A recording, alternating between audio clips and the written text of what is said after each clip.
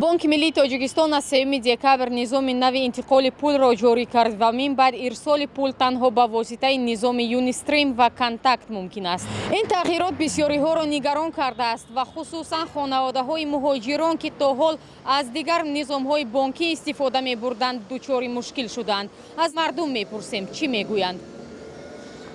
وقتی که همین سیستم هم ترش دگه اونجا پول روی کاغذ گرفتن نمیتونیم کارتک نمیگه کارتک نمی اون نه رقمه بود از 12 رقمه میگه که نه شما کارتک کردید؟ نه اولی نکردیم. چیکار میکنید اولی؟ اکن نمیدونم اخی مگر هم کارتک نمیگه اولی نگرفتیم اولی من حاضر پرسیدم که کدام وقتی گرفت میشه گفتن که کانتاکت کرده.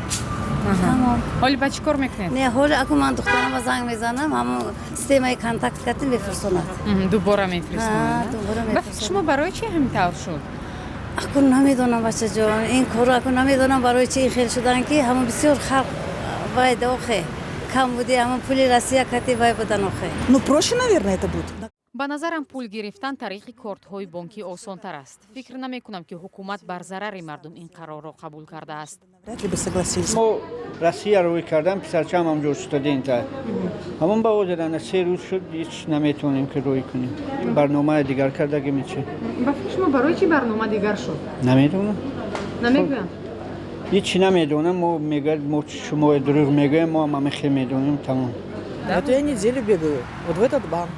як ҳафта мешавад наметавонам ба духтарам пул равон кунам. донишҷӯ аст, ниёз дорад ба пул. намедонам чӣ кор кунам ҳоло. Я не знаю даже, как это решить вопрос. афсона кобиршод, тахмина ҳакимова, озодӣ, душанбе.